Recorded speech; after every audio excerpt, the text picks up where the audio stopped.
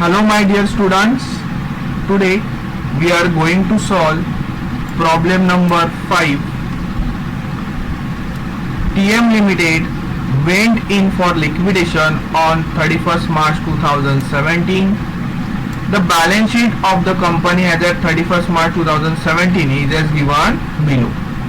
So balance शीटच्या liability साइडला तुम्ही बघू शकता इक्विटी शेअर्स आहेत, प्रेफरन्स शेअर्स आहेत, सिक्युरिटीज प्रीमियम आहे which is our reserve and surplus, then 5% debenture, interest on debenture, bank overdraft, sundry creditor. So ह्या प्रॉब्लेम मध्ये बँक ओव्हरड्राफ्ट तुम्हाला इथे दिसतंय. बँक ओव्हरड्राफ्ट हे अनसिक्युर्ड असतं, ही गोष्ट लक्षात घ्या.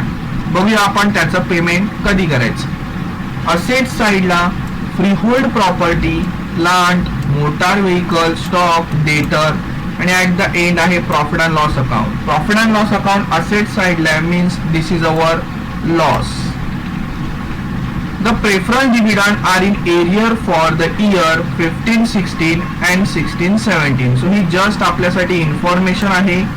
जे काय आपले प्रेफरन्स शेअर्स आहेत त्यांना आपल्याला डिव्हिडंड द्यायचं असतं, ते इन एरियर म्हणजे अनपेड आहे, अजूनपर्यंत ते आपण पेड केलेलं नाहीये. सो तुम्ही नोट्स मध्ये अंडरलाईन करून घ्या. इम्पॉर्टंट कन्सेप्ट आहे प्रेफरन्स डिव्हिडंडची. सो 15, 16, 16, 17 म्हणजे 2 years डिव्हिडंड अनपेड आहे.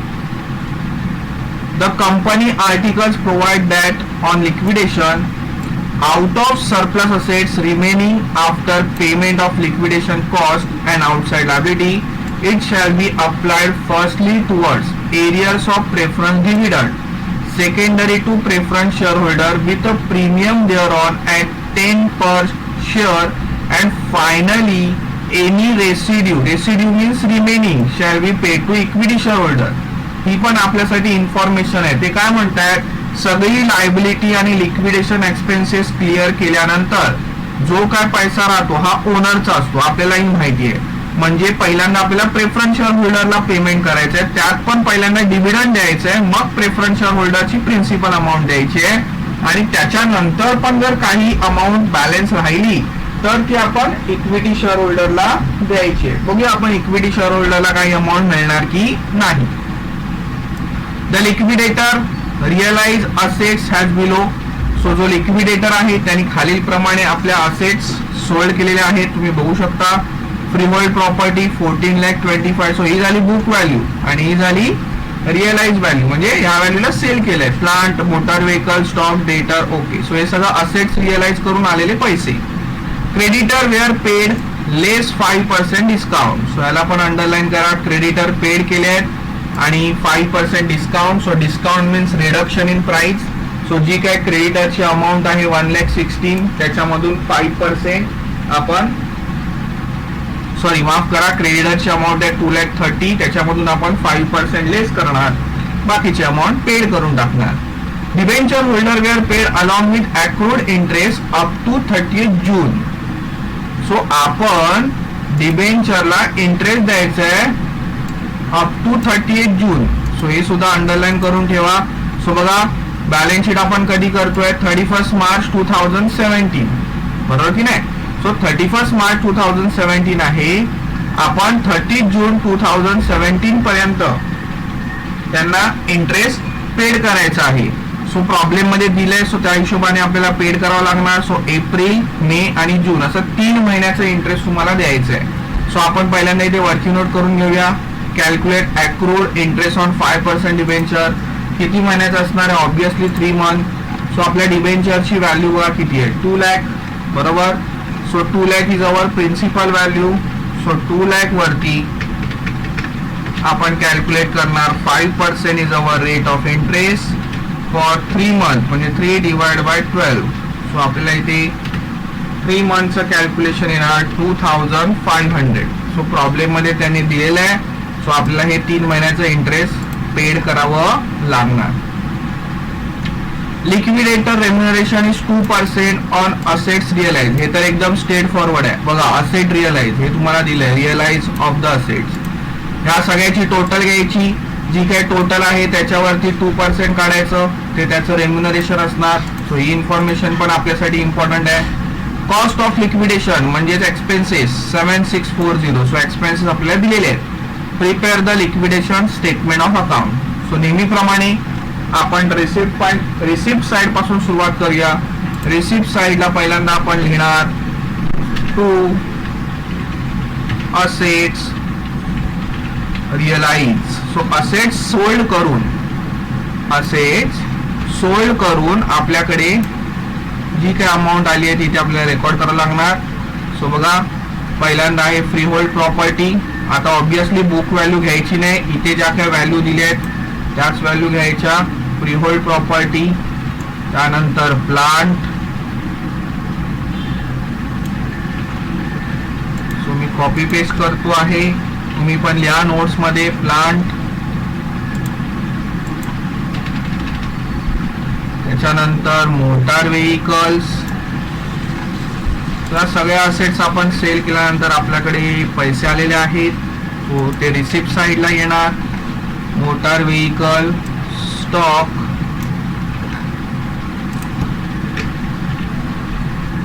सॉरी माफ करा कॉपी पेस्ट नाही झालं. Stock,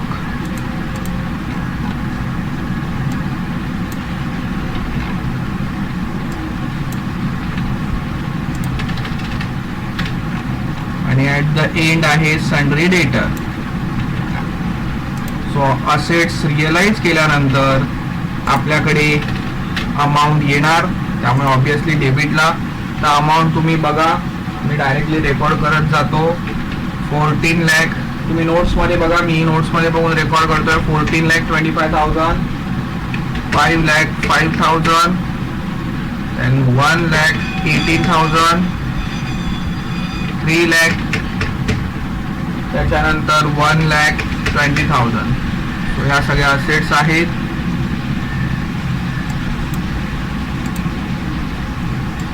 is it clear? So आता आपल्याला काय करायचं आहे, असेटची टोटल घ्यायची आहे. चला टोटल घ्या.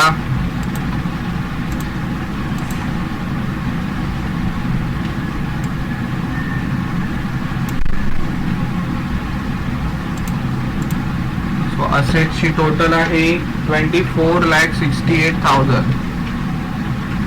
बरोबर आहे, 28,68,000 सगळ्यांची आलेली असेल नक्की. सो हे झालं असेट्स रिअलाइज केल्यावर आपल्याकडे आले 24,68,000. आता जे काही अमाऊंट आपण रिसिव्ह केली आफ्टर सेलिंग ऑल असेट्स, आता आपल्याला पेमेंट करायचं आहे. सो पेमेंट करताना तुम्हाला माहिती आहे आपल्याला ऑर्डर फॉलो करायची आहे. सो त्या ऑर्डर प्रमाणे पहिल्यांदा आपल्याला रेकॉर्ड करायचं आहे बाय लिक्विडेटर रेम्युनरेशन. सो पहिल्यांदा रेकॉर्ड करायचं असतं आपल्याला लीगल चार्जेस, पण नॉर्मली लीगल चार्जेस काय प्रॉब्लेम मध्ये दिलेले नाही आहेत. सो आपण रेम्युनरेशन पेड करणार सुरुवातीला.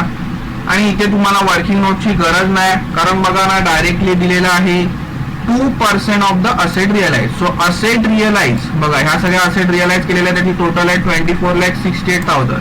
सो तुम्हाला डायरेक्टली काय करायचं आहे, 24,68,000 इंटू 2%.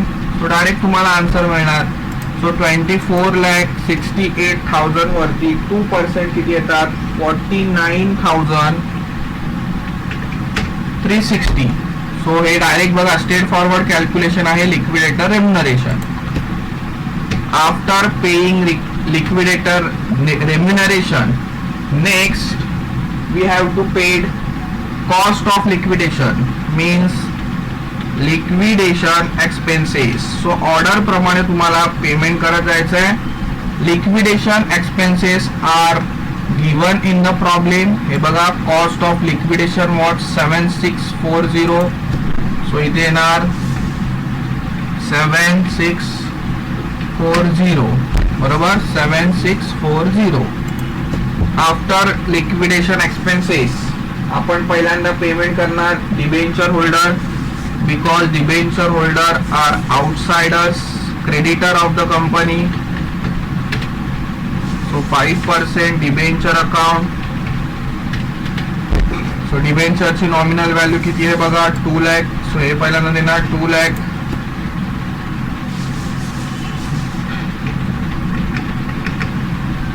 बरोबर आहे 2 लाख.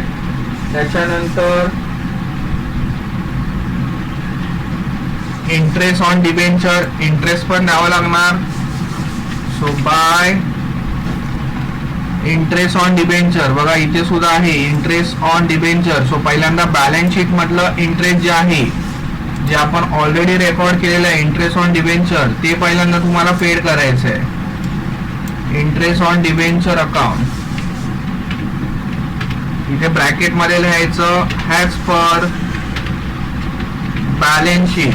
सो बॅलन्स शीट मध्ये जे दिलेलं आहे ते तर आपल्याला पेड करायचंच आहे.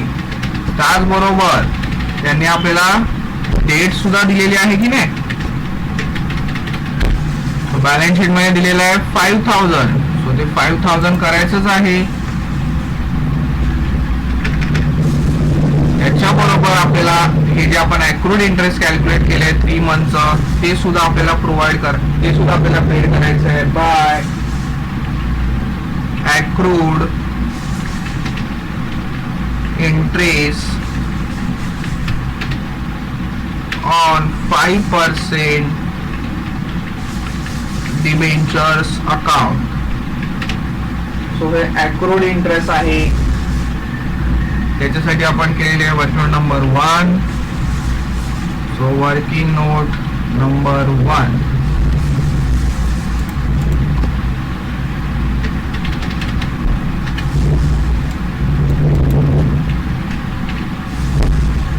नंबर 1 मध्ये बघू शकता 3 मंथचं इंटरेस्ट आलेलं आहे 2500.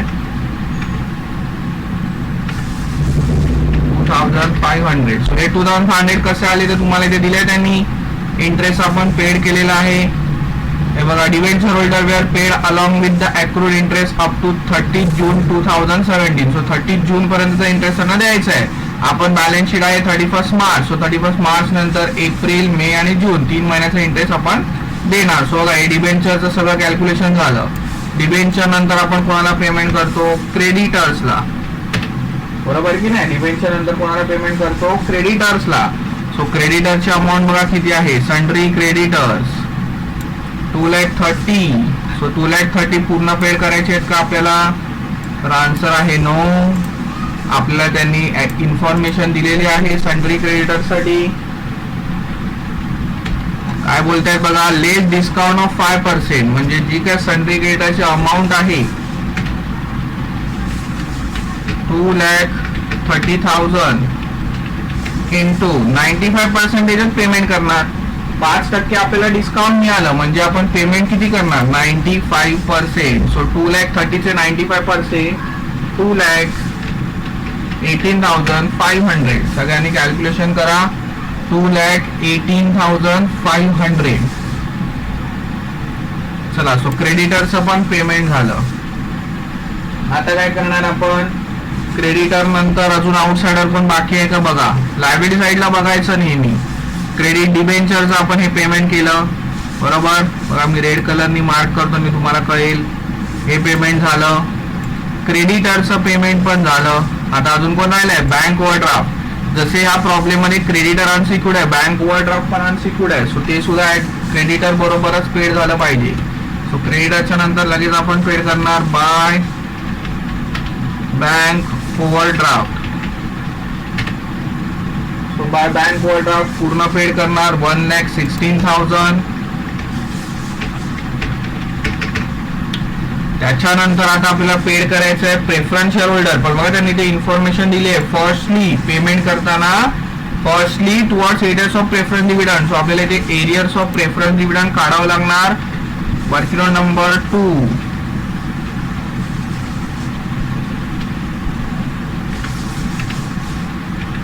Calculate arrears of preference dividend. So जसं आपण इंटरेस्ट काढतो तसंच डिव्हिडंड आपल्याला काढायचं आहे.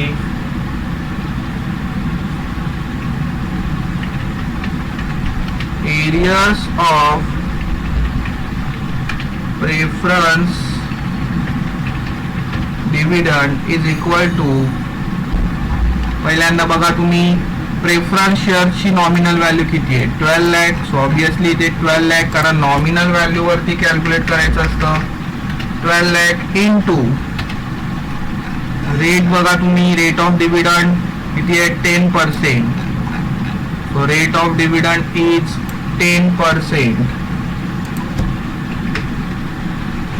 एवढं कॅल्क्युलेशन केलं की तुम्हाला फुल इयरचं भेटणार एका वर्षाचं. पण आपण ऑलरेडी रेड केलंय बघा 15, 16 आणि 16, 17 2 वर्षाचं बाकी आहे.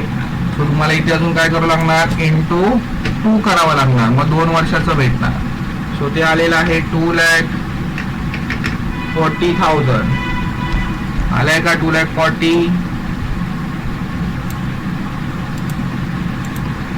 तो कॅल्सीवरती कॅल्क्युलेशन करा. सो आता आपल्याला पेमेंट करायचं आहे पहिल्यांदा प्रेफरन्स शेअर होल्डरला बाय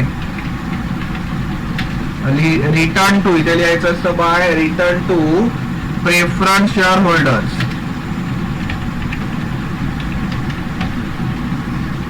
प्रेफरन्स शेअर होल्डरला पहिल्यांदा आपल्याला काय द्यायचं त्यांनी सांगितल्याप्रमाणे पहिल्यांदा आपल्याला द्यायचं आहे डिव्हिडंड. बरोबर की नाही.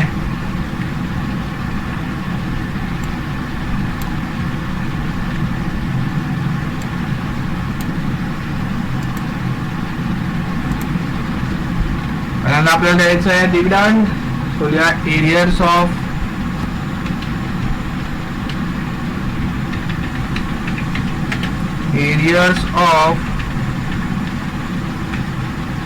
Preference dividend.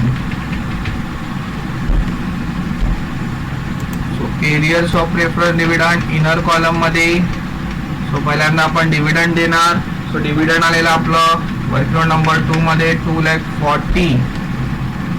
बरोबर ना 2,40,000. इथे तुम्ही लिहू शकता working note number 2.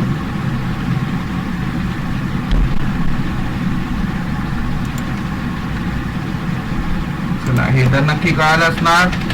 So problem आहे त्यांनी इन्फॉर्मेशन दिले पहिल्यांदा डिव्हिडंड पेड करा, त्याच्यानंतर प्रिन्सिपल अमाउंट.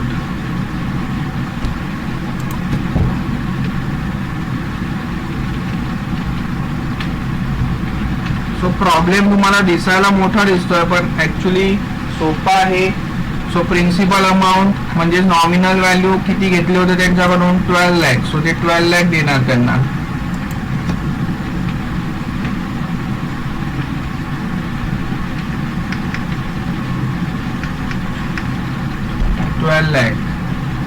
आणि त्यांनी आता सांगितलंय आपल्याला premium there on 10 per share plus आपल्याला काय करायचं आहे प्रीमियम सुद्धा द्यायचं आहे. सो प्रीमियम म्हणजे extra payment. So plus premium on redemption. Premium on काय बोलणार आपण याला रिडम्पशन. नुसतं प्रीमियम पण दिला तरी पण चालेल.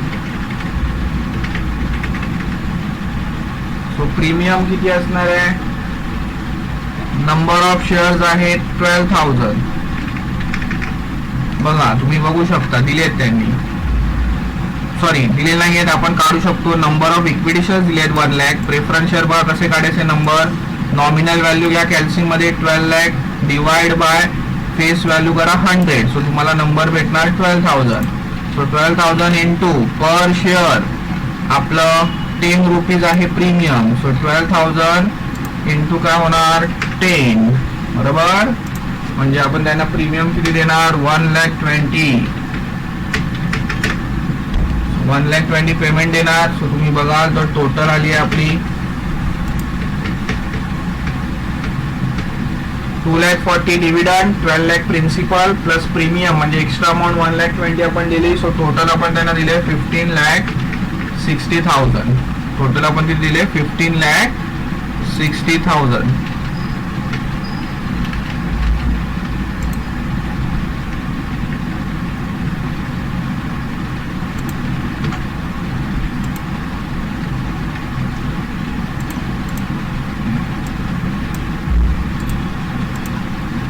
राईट पर्यंत कळालंय. सो प्रॉब्लेम मध्ये दिलेलं आहे, मी काही इथे नवीन असं काही केलेलं नाहीये, तुम्ही बघू शकता. प्रॉब्लेम मध्ये आपल्याला डिव्हिडंड दिलं होतं, सो त्यामुळे आपण इथे डिव्हिडंड पेड केलं. त्यानंतर प्रीमियम पण प्रॉब्लेम मध्ये आपल्याला दिलं आहे ऍडिशनल इन्फॉर्मेशन मध्ये, सो तेही आपण पेड केलं. 10 रुपीज पर शेअर दिलंय, त्यामुळे 12,000 नंबर ऑफ शेअर आहेत, प्रेफरन्स शेअर इंटू 10 केलं, सो आपल्याला 1,20,000 मिळाले प्रीमियम. सो सगळं प्रॉब्लेम मध्ये दिलंय, तुम्ही फक्त प्रॉब्लेम नीट रीड करायला पाहिजे बस. आता जे काय उरलेले पैसे आहेत ऑब्विसली ते कोणाला भेटणार, तुम्ही बघू शकता आपल्याकडे भरपूर पैसे आहे बघा. 24 लाख आहेत आणि इथे मला दिसतात 49, 7,640, 2 लाख, 5,000, 2,500, 2,008, 2,18,500, 1,16. म्हणजे बघून जर तुम्ही जर ऑब्झर्वेशन केलं म्हणजे नॉर्मल कॅल्क्युलेशन तर तुम्हाला दिसेल इथे 6 लाख वगैरे जास्तीत जास्त गेले. सो 6 लाख जास्तीत जास्त गेले आणि 24 लाख, 6 लाख आणि 50 म्हणजे अजूनही आपल्याकडे पैसे बाकी आहेत. सो ते उरलेले पैसे जाणार return to equity share holders. कोणाला जाणार? Return to equity share holder. So tally करा, जे काय राहिलेले आहेत ते सगळे त्यांना देऊन टाकायचे. सो 24,68,000 डेबिटची टोटल आहे, बरोबर. सो इथे ना 24,68,000.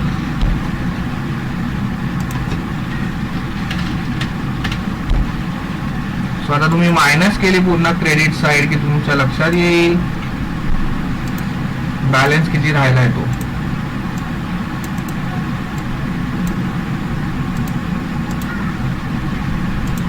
सो मॅम बॅलन्स आहे 3,09,000. सो बघा आपण जे काय आता प्रॉब्लेम सॉल्व्ह केले, कधीच इक्विटी शेअर होल्डरला पैसे मिळाले नाही, पैसे नेहमी काय व्हायचे, कमी पडायचे. आणि ह्या प्रॉब्लेम मध्ये इक्विटी शेअर होल्डरला 3,09,000 मिळाली. सो पर शेअर त्यांना किती मिळाले ते पण आपण काढून ठेवायचं.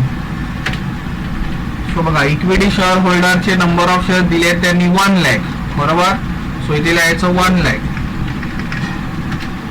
आता काय करायचं, हे 3,09,000 डिवाइड बाय 1 लाख म्हणजे पर शेअर किती मिळाले 3.09. सो पर शेअर मिळाले 3 रुपीज आपण बोलू शकतो पर शेअर, ओके नाही. सो हे जस्ट कॅल्क्युलेशन आपण करून ठेवायचं. अशा पद्धतीने तुम्ही बघू शकता. हे आहे आपलं प्रॉब्लेम नंबर 5 चं सोल्युशन. सगळ्या गोष्टी प्रॉब्लेम मध्ये दिल्या आहेत. सो मी इथे जिथे जिथे रेड कलरने हायलाइट केलंय प्लस अंडरलाईन केलंय, तुम्ही ही प्रॉब्लेम मध्ये तशा पद्धतीने करून घ्या. सो मेन स्टेप आहे read the problem carefully. Problem read केल्यानंतर प्रॉब्लेम मध्ये काय काय दिलं आहे ते तुम्ही पहिल्यांदा डोक्यात ठेवायचं आहे. त्याप्रमाणे एक प्रॉपर ऑर्डर आहे, ती ऑर्डर तुम्हाला फॉलो करायची, लक्षात घ्या. आणि त्या ऑर्डर प्रमाणे तुम्हाला पेमेंट करायचे. सो ऑर्डर इम्पॉर्टंट आहे, आलं लक्षात. ऑर्डर प्रमाणे पेमेंट करा, काही इश्यू नाही. इथे बँक ओव्हरड्राफ्ट नवीन आलेला आहे, पण bank overdraft same like sundry creditor. So पहिल्यांदा डिबेंचरला पेमेंट द्यायचं, डिबेंचर नंतर क्रेडिटर, क्रेडिटर नंतर बँक ओव्हरड्राफ्ट, नंतर प्रेफरन्स शेअर होल्डर, नंतर इक्विटी शेअर होल्डर. ही आता सरळ ह्या प्रॉब्लेम तुम्हाला एक प्रॉपर ऑर्डर लक्षात आली, कशा पद्धतीने आपल्याला ऑर्डरली पेड करायचं आहे ते. सो हा प्रॉब्लेम जरी दिसायला मोठा दिसत असेल तरी सगळ्या इन्फॉर्मेशन त्यांनी प्रोव्हाइड केलेल्या आहेत. सो इझी आहे, नीट तुम्ही गो थ्रू करा, काही प्रॉब्लेम येणार नाही. सो आज आपण इथेच थांबूया. Thank you, bye.